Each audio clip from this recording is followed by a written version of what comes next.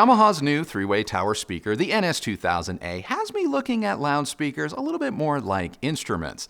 This speaker has two 6.5-inch woofers, a 3.25-inch dome mid-range driver, and a single 1.25-inch soft dome tweeter. Now, its reported frequency response is 35 Hz to 65 kHz with an impedance of 6 ohms that can dip down to as low as 3.5. Sensitivity is 88 dB, making the tower not too difficult to drive. All that said, by experimenting with different amplifiers, this speaker easily reveals the differences in those amplifiers' sound. Speaking of amplifiers, we tested the NS-2000A with a wide range of amps that included the Class A Delta stereo amp, Primair's A35.2, Emotiva's XPA Gen 3, as well as the YAMAHA 1000A and 2000A. All of these amps worked very well and drove the speakers just excellent. But if I had to pick a favorite, I'd have to side with the obvious choices, the Class A Delta or Yamaha's own 2000A integrated. Both sounded tailor-made for these speakers, but any 4-ohm capable amplifier should handle the Yamahas with no problem. The NS-2000As are very reminiscent of Yamaha's own line of pianos. They are available only in a high-gloss piano black finish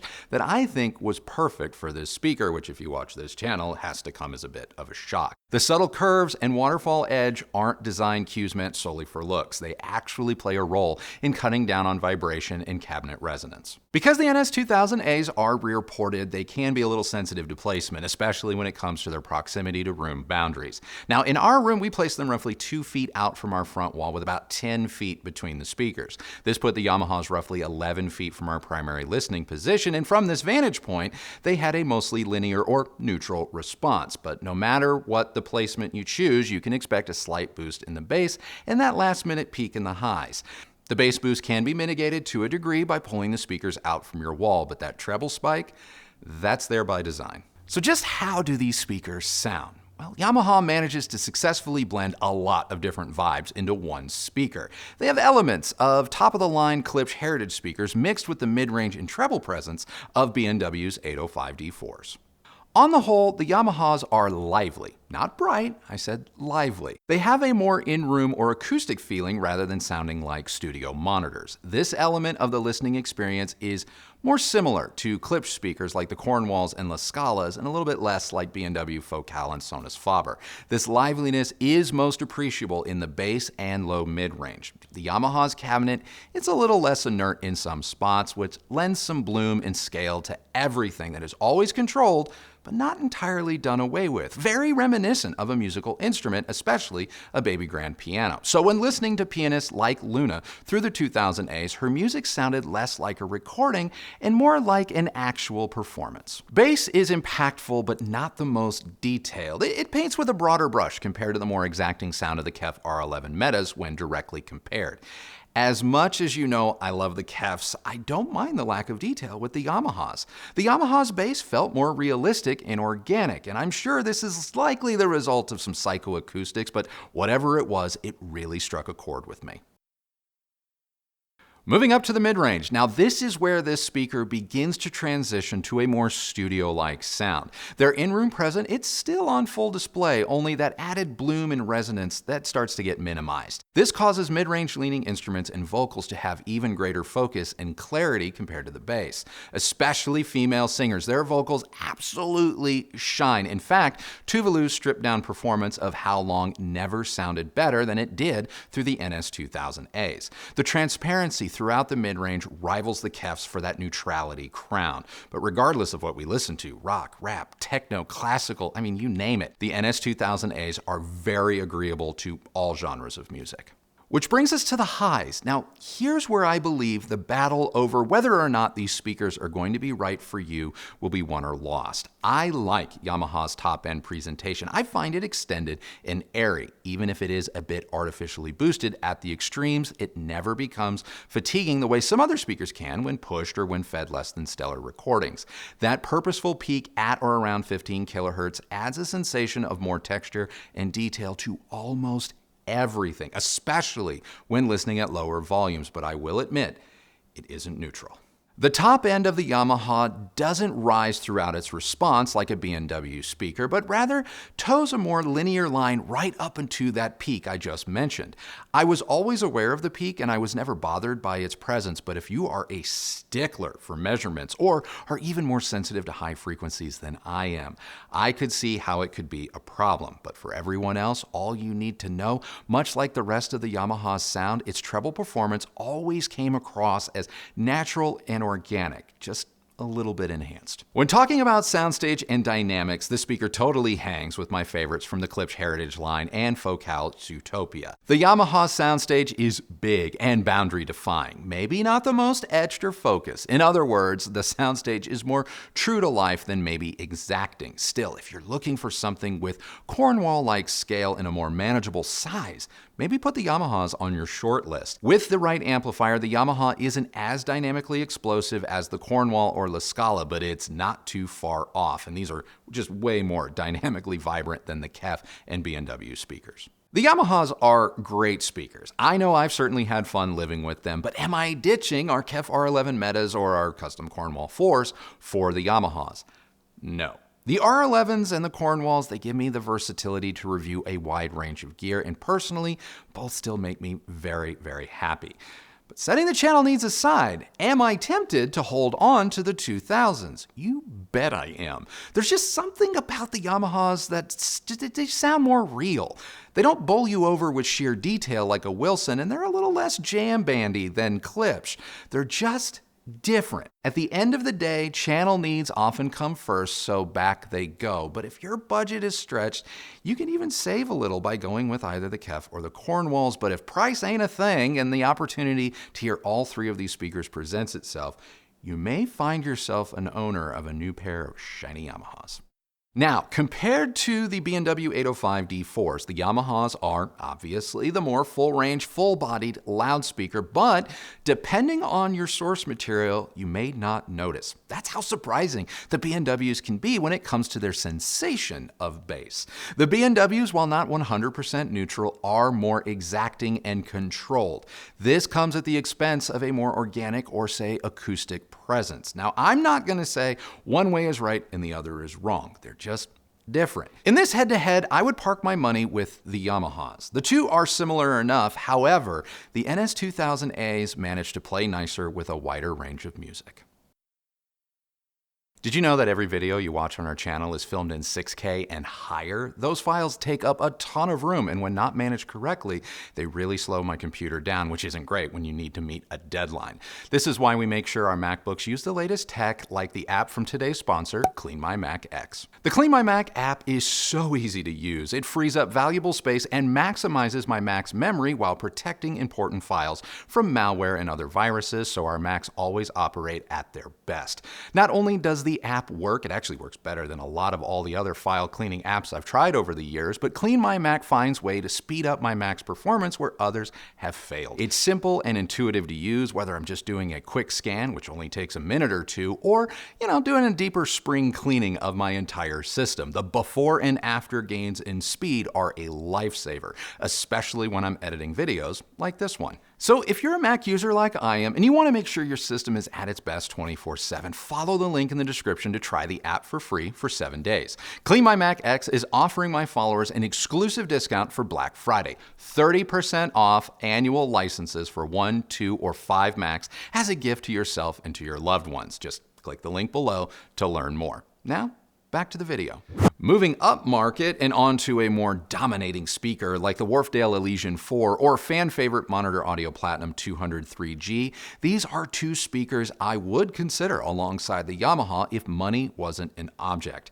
The ELYSIAN 4s are they're just fantastic. The 4's full-range bass and orchestral scale embarrasses some speakers, costing 2 to 3 times more. And if you aren't a fan of gloss black, the WHARFEDALEs come in a few unique finishes, whereas the Monitor Audio Platinum, while not the most original looking, handle bass in a way that I just still find hard to believe. Never mind, they do it in one of the smallest form factors you're going to find in high-end, making them very room-friendly. So do your homework and get what works best for you, but I would not be surprised if some of you opt to save a little and get the Yamahas.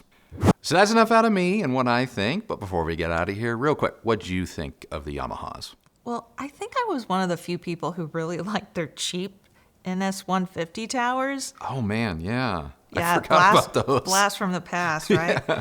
So honestly, I wasn't really surprised that I immediately liked these way more expensive ones. And you know, I already miss having them. Yeah.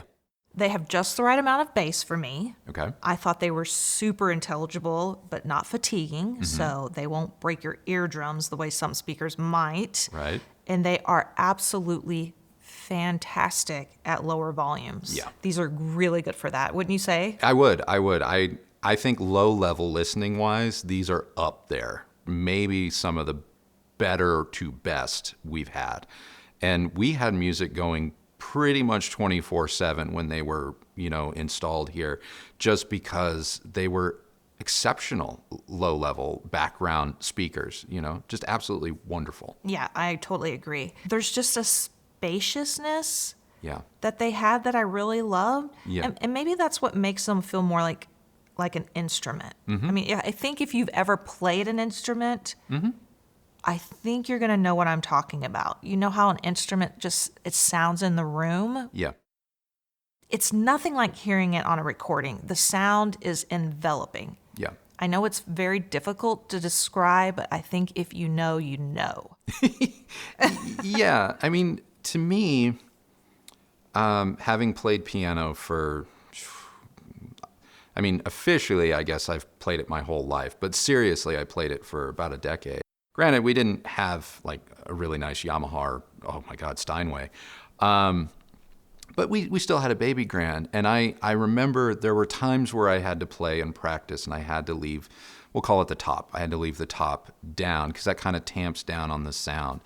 But I always loved being able to open it up, even a little bit to all the way full, because it just dramatically changed the sound, the experience, the tonality of the instrument. And I kind of feel like certain speakers, I'll use the KEFs as an example, it sounds like a really well-controlled baby grand with top down, like you're hearing more of the every little note, but there's not the swell that you get when it's open. I never played piano, Yeah. but I did play clarinet for many years, and it just reminded me when you were in the band room with the big band room versus a small practice room. Did you have practice rooms in your band? Yeah, remember we talked about that recently? Oh, yeah.